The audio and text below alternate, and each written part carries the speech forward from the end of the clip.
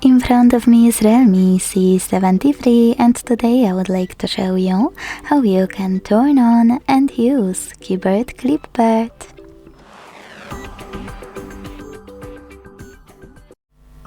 Begin by launching your keyboard and clicking on Clipboard at the top of it. Then use this switcher at the top right corner to activate it. And go back thanks to this arrow at the top left one. Now you can copy or cut any text. And to paste it instantly, click on it at the top of your keyboard. To paste it later on, click on Clipboard and tap on your text here.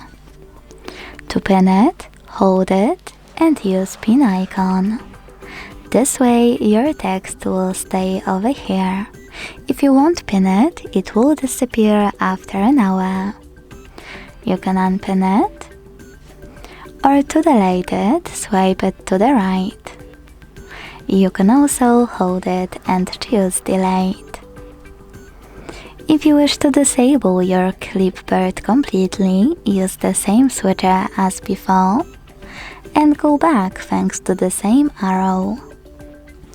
Thanks so much for watching. If you enjoyed this video, leave a like, comment and subscribe. Bye!